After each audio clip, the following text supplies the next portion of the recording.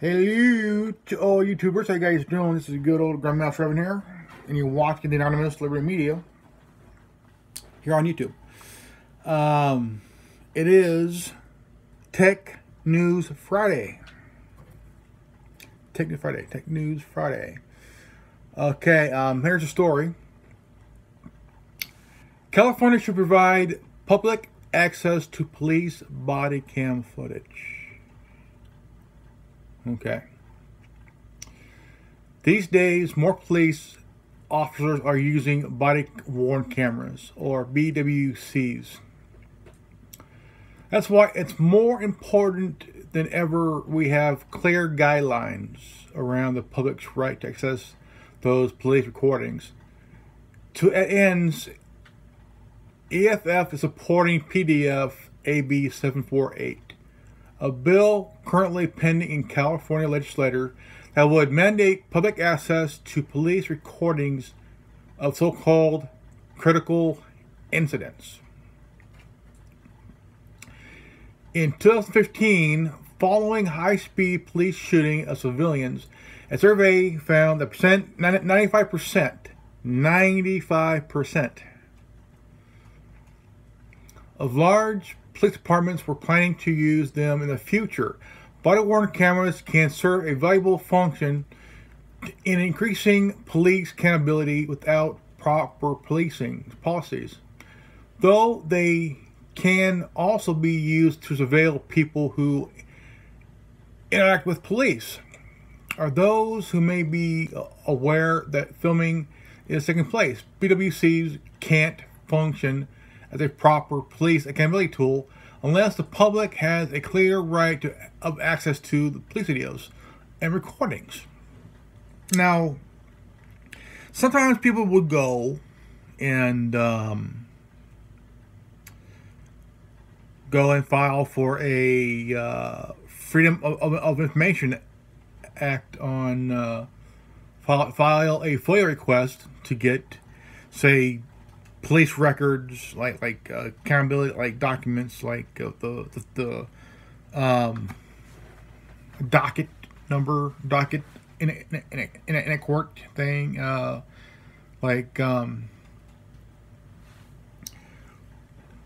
police body cams.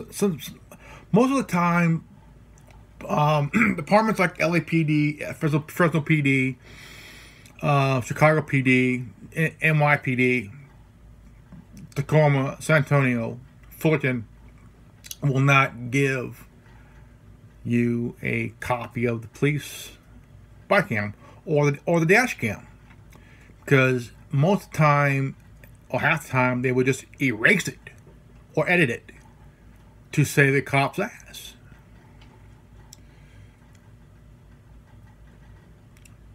When the Los Angeles Police Department announced in 2015 that it would roll out several thousand BWCs or officers used, the department's policy provided that for no public access whatsoever, the department not only allowed but required officers to review video before writing up the report.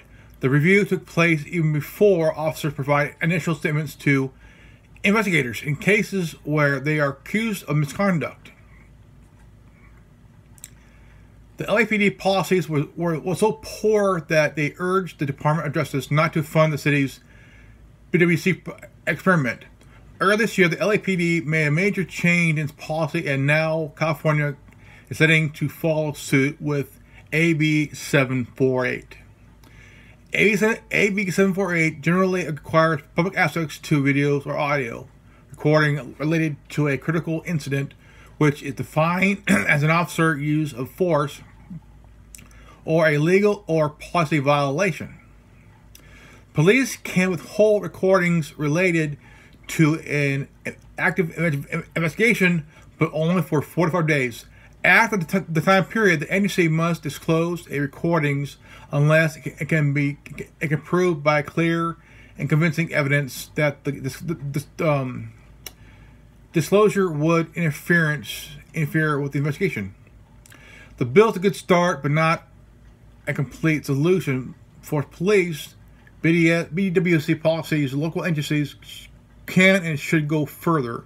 A proper policy should also make provisions for preventing PWC recordings of public protests and similar First Amendment protests.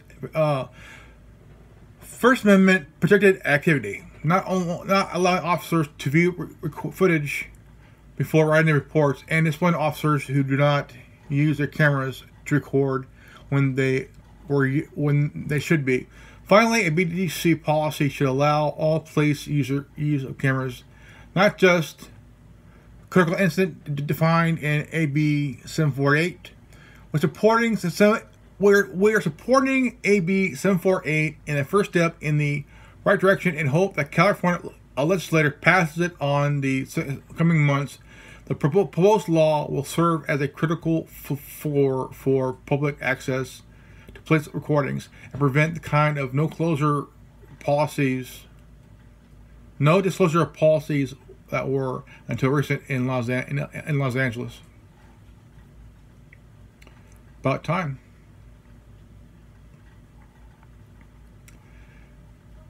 Emirates build vertical farm to feed passengers. Nice.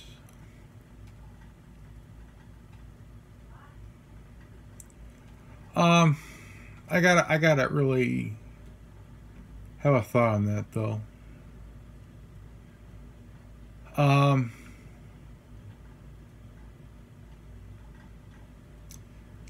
It's really a good thing that this is being brought up and being passed around. Hope it passes because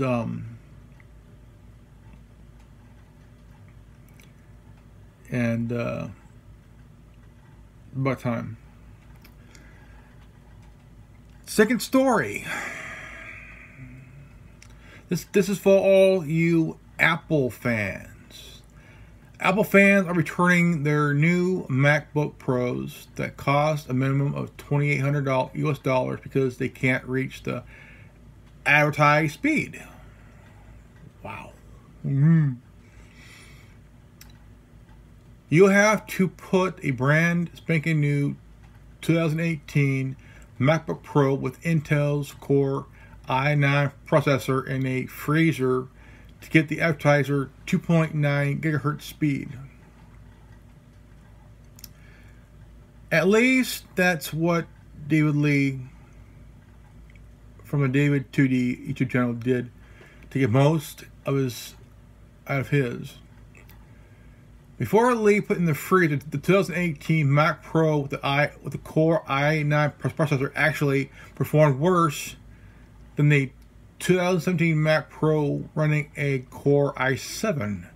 This i9 in this MacBook can't even maintain the base clock speed Lee said in his video. That because of the 15-inch MacBook Pro's built-in cooling system couldn't keep up with the intense heat that the Core i9 Pro produces as a result of its less performance. When it gets too hot, the Core i9 automatically slows down to prevent damaging itself in what's called the thermal throttling. Apparently, the Core i9 in the the i9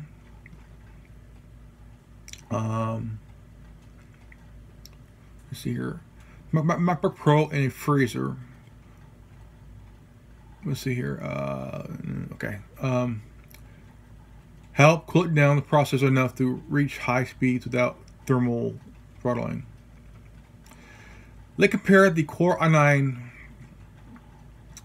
8950HK chip in the 2018 MacBook Pro with a different, less powerful Core i7 8750H chip in the Windows laptop, the Gigabyte Aero 15X. The Aero 15X was able to surpass the i7 8750's rate of 2.2 gigabyte base clock speed up to 3.1 gigabyte. Still, it couldn't reach the i7-8750's 4.1 gigabytes turbo boost, showing the Windows laptops could have trouble crossing their processors too.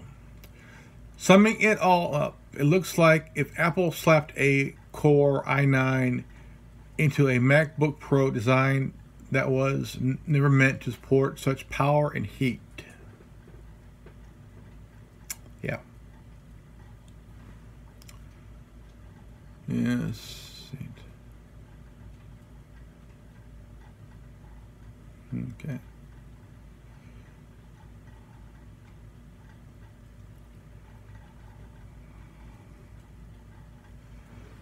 I mean, I gotta tell you, I mean, compared to today's, holy crap. Hashtag see through wall. This AI can see people through walls. Here's how. Radio signal coupled with artificial intelligence have allowed researchers to do something fascinating. See, skeleton-like representation of people moving on the other side of the wall, and while it sounds like the kind of technology a SWAT team would love to have before kicking it through the door, it's already been used in surprising ways to monitor movements and Parkinson's patients in their home. I think this would be a really good, but the thing is, there's a darker side to it. A real darker side. Because SWAT team, I mean, police officers can use this shit just to spy on people, you know. Guess what they're doing? They're jacking off. Getting head. What's that? I don't know. I mean, the whole idea just that,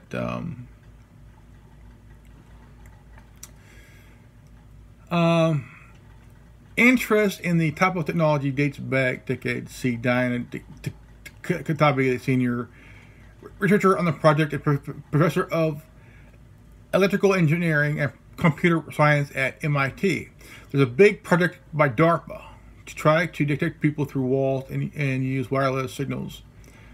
She says, but before the most recent researchers do, the best these systems could do was reveal the blob shape of a person behind the wall. Technology is now capable of revealing something more precise. It depicts people in a scene as a skeleton-like stick figure, and can show them moving in real time as they do normal activities, like walk, sit down. It focuses on the key joints of the body, including joints like elbows, hips, and feet. When a person either occluded by the wall or not take a step, you can see the skeleton or stick figure that you create taking a step with it. She says if the person sits down, you can see if the sick person sits down, you can see the stick figure sit down. How it works. The radio signal that they use is similar to Wi-Fi, but similar, less powerful.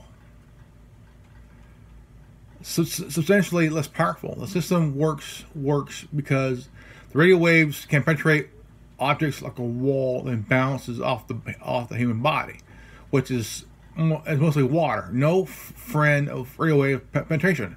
The travel back through the wall to the device, how the challenge is, how do you interpret it?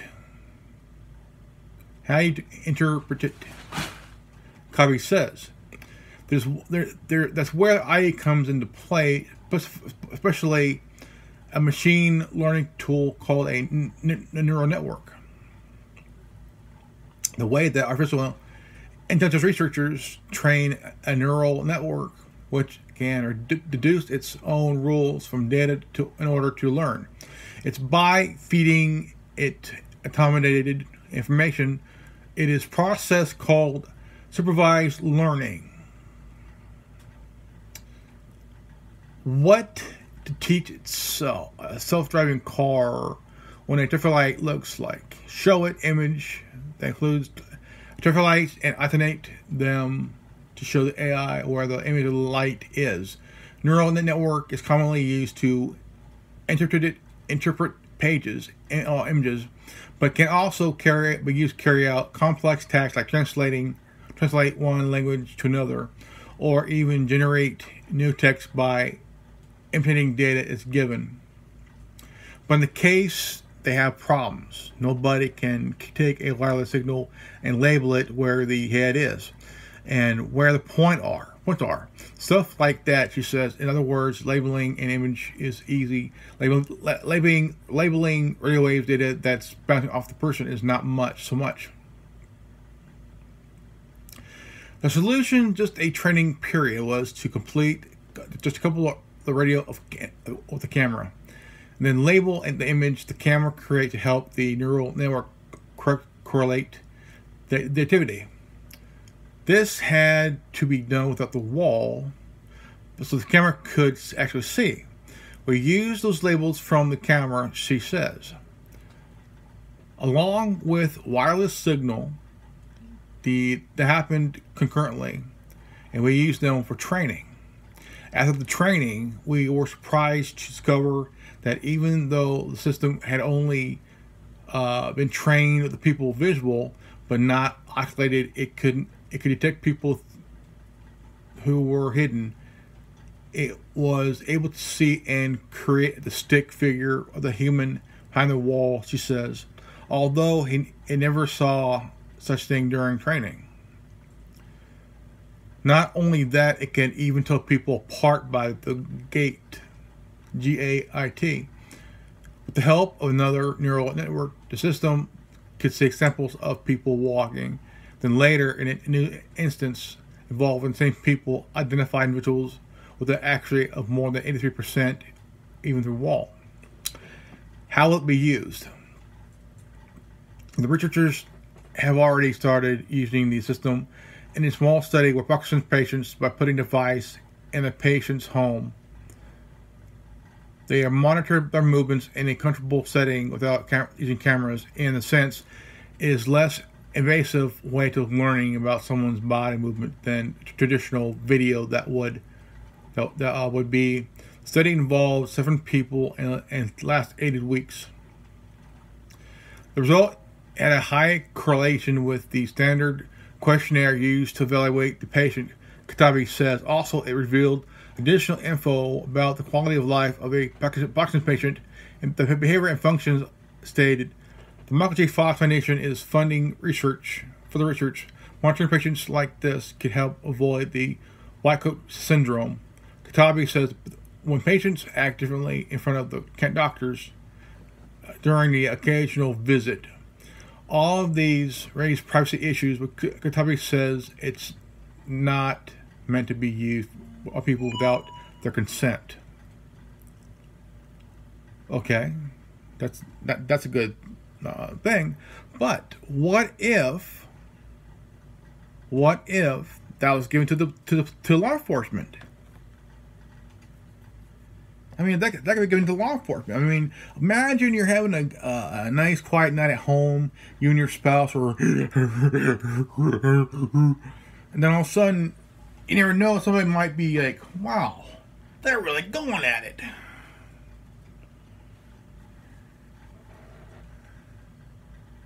Do you ever wonder if she's taking it up butt? I don't know. But it does have some privacy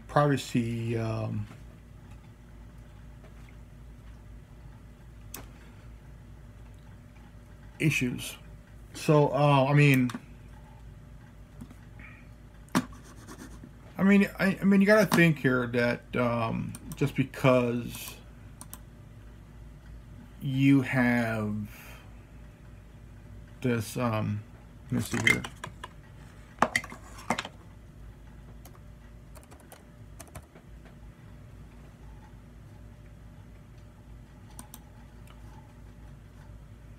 Let me see here.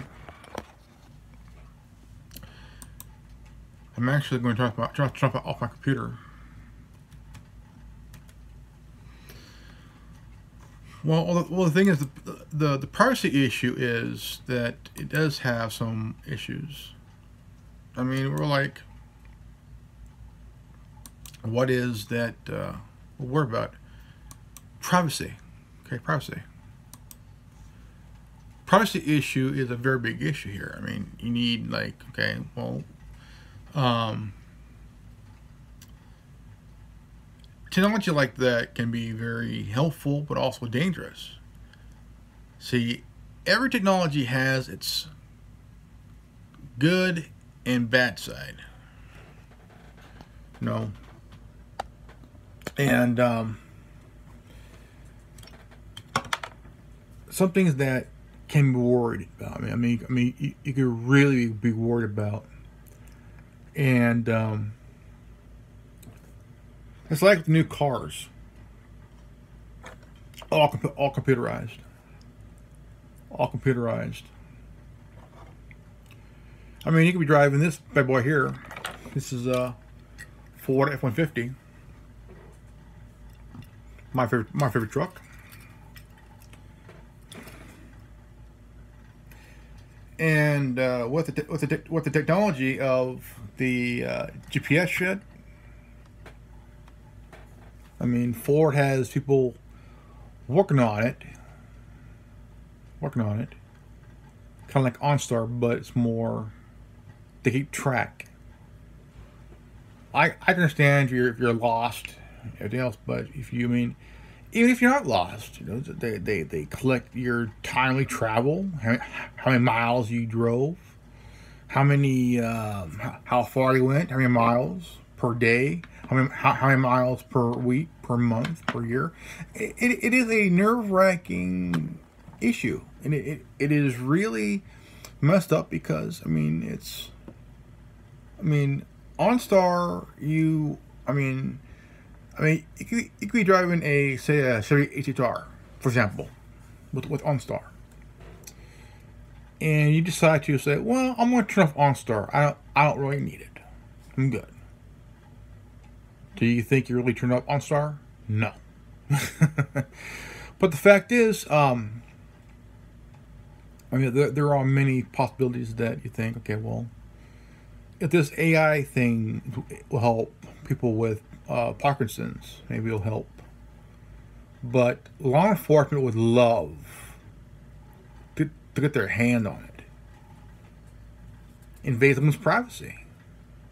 I mean, it could be, say, a police officer who's jealous because his mistress is banging somebody else while he's married.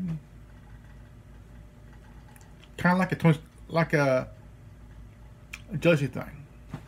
How dare you bang my mistress? I'll go fuck yourself. Yeah, but this, it's good help people with Parkinson's.